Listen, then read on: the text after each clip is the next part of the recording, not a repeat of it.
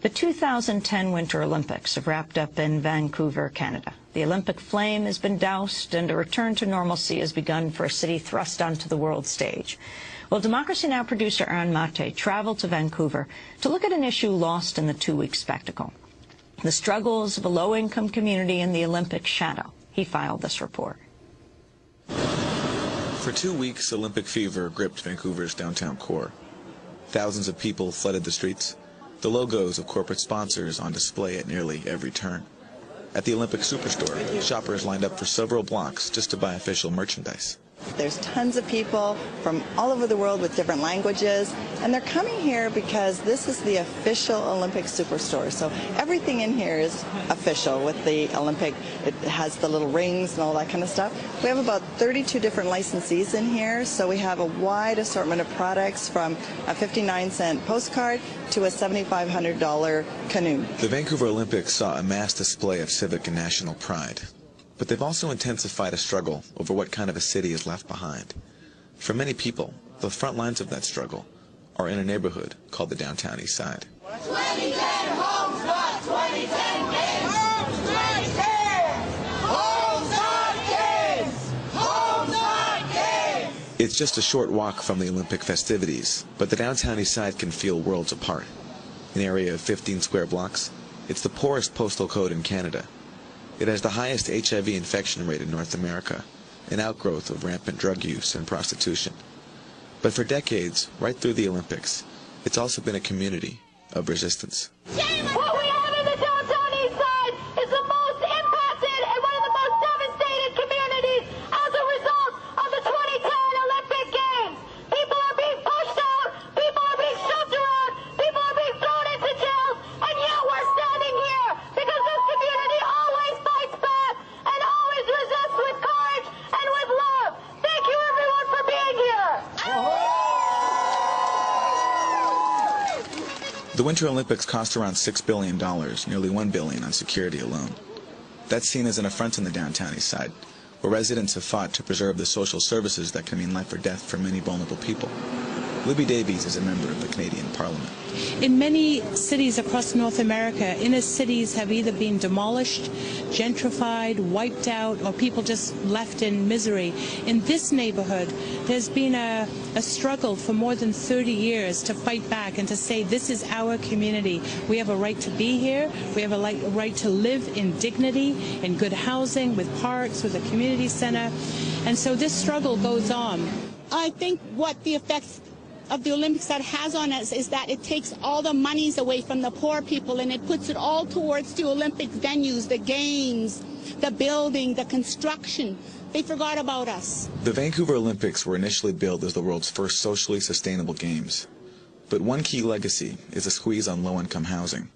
Harsha Walia is an organizer with the Downtown Eastside Women's Center and the Olympic Resistance Network. The Olympics has spurred on real estate speculation and construction in Vancouver in general, and the Downtown Eastside has kind of been the last bastion for condo developers. And since the Olympic bid, we've seen approximately 1,800 units of market housing and condominiums being built in the Downtown Eastside, while we've lost approximately 1,300 units of low-income housing. The real estate boom has coincided with a contentious record on social housing. Low-income homes have been built, but not enough to meet demand. David Cadman is a Vancouver City Councillor. The major issue that we wanted to solve with these Olympics, we had a social inclusivity agreement with the national and provincial governments, and our hope was that we would begin to deal with the homelessness crisis in this city. The social inclusivity agreement spoke of creating a housing legacy and protecting low-income residents from evictions.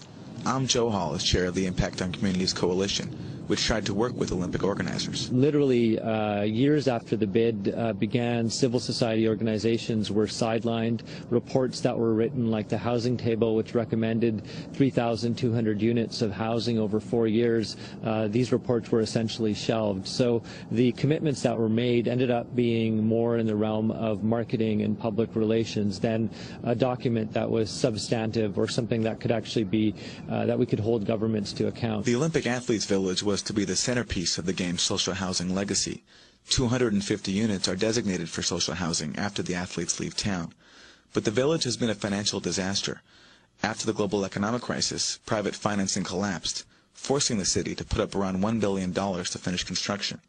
With that kind of price tag, the social housing units could be sold off.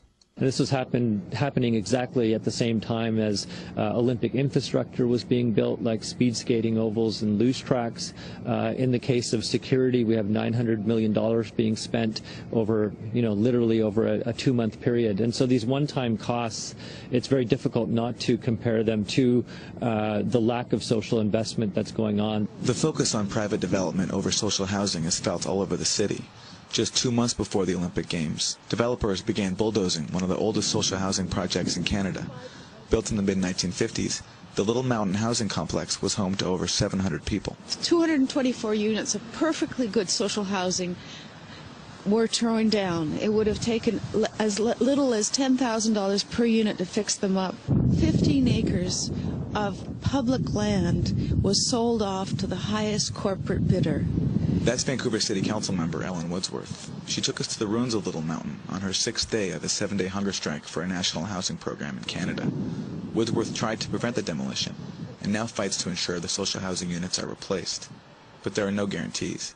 This is really just so terrible that you would take people out of perfectly good housing and destroy a site and just leave it vacant. This could be empty for 10 years. This developer has no experience with building housing. It's just such a tragedy when this whole country, if you got, thousands of people homeless in Vancouver and you got 200,000 people homeless across the country and 12 people in BC have died from homelessness each year. It's outrageous that they would have done this. One building prevented the demolition of their homes, but developers vow to force them out. Back in the downtown east side, residents are also standing up. On day 4 of the Olympics, hundreds of people took over a vacant lot owned by a major condo developer, erecting Tent Village. It's to stand for the government to see that our people need homes. We need them now. And we're desperate for these people because we have too many people getting sick and dying, sleeping out in the cold. This is part of my family down here, and I don't give a care if I get arrested or not. I am a warrior because I am handicapped.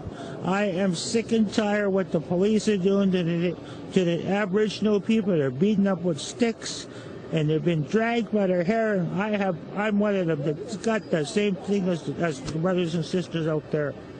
To me, it's rough to live down here because people walk by, and they look at us like we're garbage. They want us to get out of here, but like we said, we're going to stay here until we win. So what are you painting here? I'm painting housing is a human right. And you're staying here in the tent city? Yes, I am. And why are you here? Why are you taking part in this? Why am I taking part? Because I believe that people have a right to have a house. People have a right to have somewhere to be called their own. And how long do you plan to stay? I plan on staying here as long as necessary. I am homeless also myself. I have no place to stay. So I come here to support the tent city. Maybe we can bring attention to the world. What is happening to the richest country in the world. And us Native people and all other people who are homeless, we are forced to live in the streets. Down the street from Tent Village, a large crowd is gathered for the Women's Memorial March. It's held every year to honor the over 3,000 missing and murdered women in Canada since the 1970s, one of many issues disproportionately affecting the country's Indigenous population. Today, over 30 women are reported missing from the downtown east side. I'm here to remember my daughter. Her remains were found 4 years after she went missing. My late sister was 26 years old when she was reported missing. My daughter, Jessie Foster, went missing March 29, 2006. My niece, Tamara Lynn Chipman, went missing out of Prince Rupert September 21st, 2005. A local farmer, Robert Picton, has been convicted of killing 6 women and is accused in the deaths of at least 20 others. Organizers want a public inquiry into how police respond to reports of missing women and whether any deaths could have been avoided. As soon as maybe someone that is from a richer family, as soon as they go missing, a lady goes missing, they have investigations, but our ladies don't get investigated. The police are extremely